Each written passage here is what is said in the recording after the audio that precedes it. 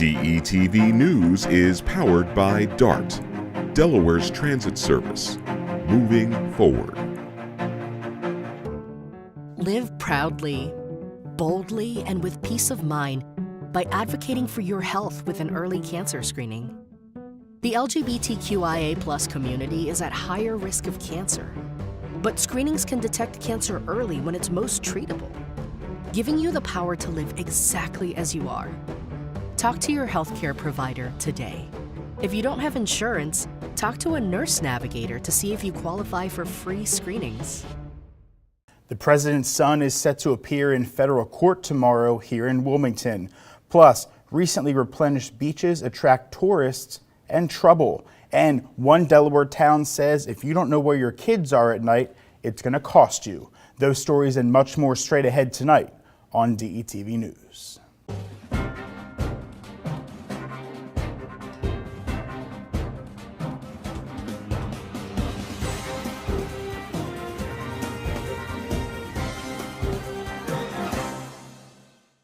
Hello and welcome to DETV News. I'm Matt Ford. Thanks so much for being with us tonight.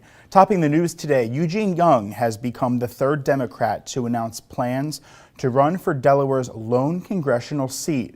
The current director of the Delaware State Housing Authority announced his intentions to supporters on Monday. He has previously served as president and CEO of the Metropolitan Wilmington Urban League and has been involved in several grassroots organizations aimed at civic and youth leadership. State Senator Sarah McBride and State Treasurer Colleen Davis have already announced that they are running for the congressional seat currently occupied by Lisa Blunt Rochester. Blunt Rochester is running for Tom Carper's U.S. Senate seat. Carper is retiring.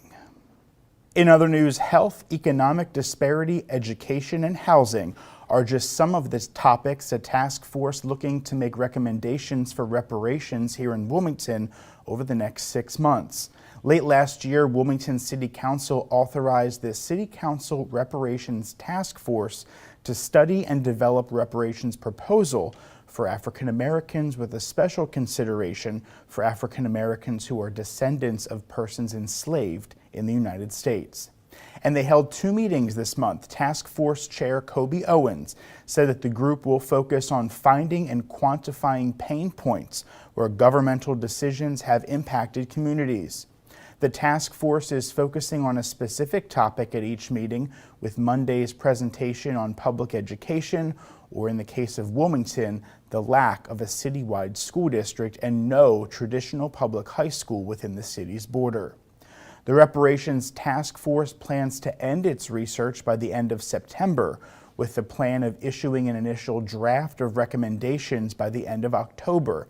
At that point, there would be a period for community input through the rest of the year before delivering the final recommendations to City Council by January 4th of 2024.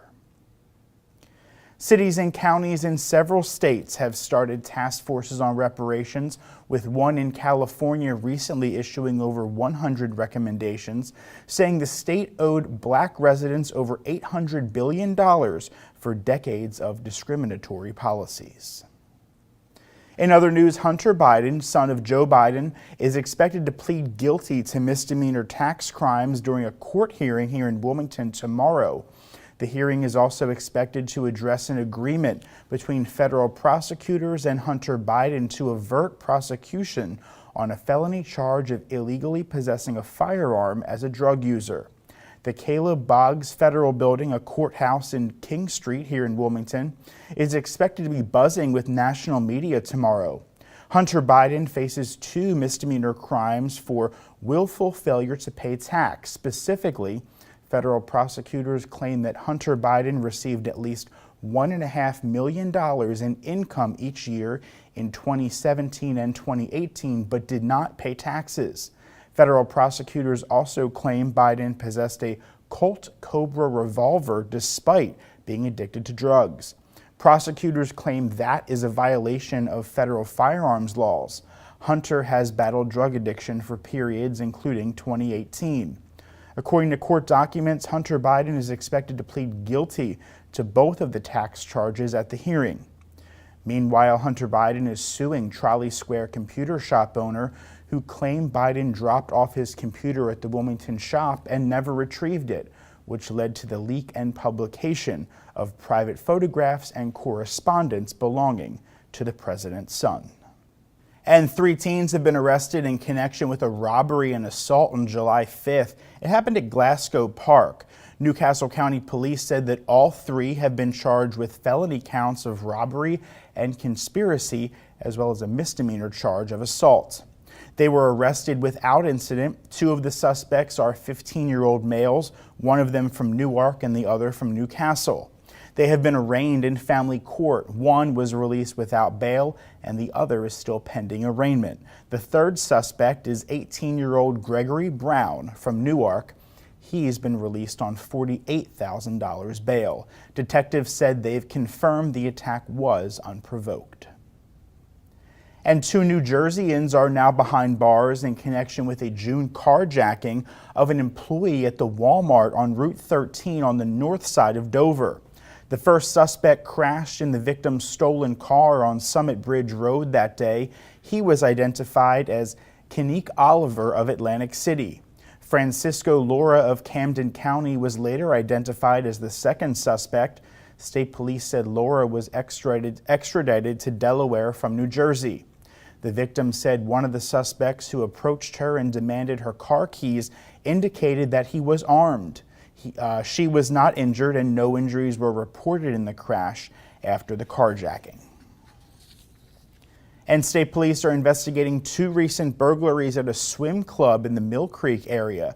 Evidence of the crimes was discovered the mornings of July 18th and July 20th at the Oakwood Valley Swim Club off Kirkwood Highway. In the first incident, a lockbox was damaged and money was taken.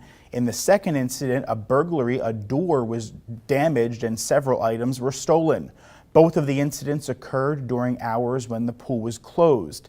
State police had no information about the suspects, and surveillance images were not available.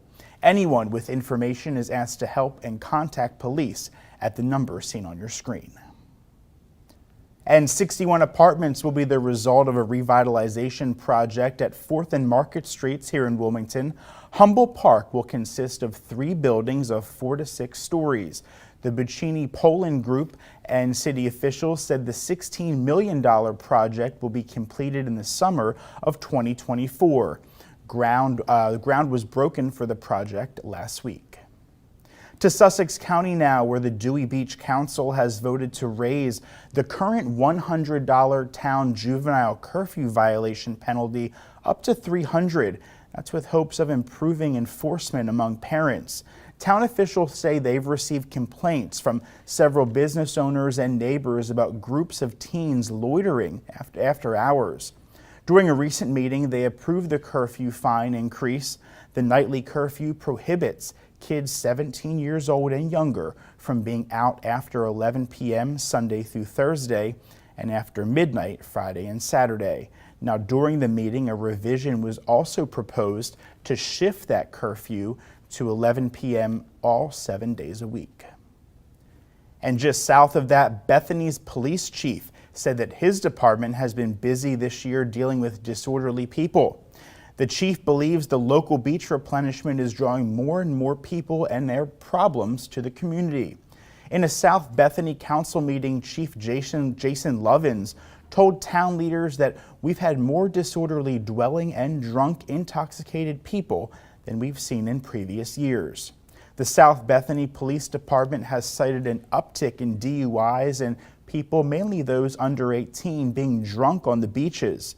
South Bethany PD also noted a slight increase in homeless people and traffic on Route 1. Chief Lovin said the department was able to get the homeless people into shelters. And before we go this evening, lottery players will have a shot at an estimated $820 million Mega Millions jackpot later tonight. Less than a week after someone hit a Powerball prize that topped $1 billion last Wednesday in Los Angeles. The huge Mega Millions jackpot is the 8th largest U.S. lottery prize. The last time someone beat Mega Millions odds of 1 in 203 million and won a jackpot was back on April 18th. That's 27 drawings without a big winner. Now, of course, the game pays out many smaller prizes as well, so the overall odds of winning any prize is just 1 in 24, not too bad. The $820 million prize for tonight's drawing is for a sole winner who chooses payment through an annuity with 1 immediate payment and then 29 annual allotments. Jackpot winners nearly always just take the cash option, which for tonight's drawing would be an estimated $422 million. If the jackpot remains unclaimed, the next drawing will be held this Friday night, July 28th at 11 p.m. Good luck.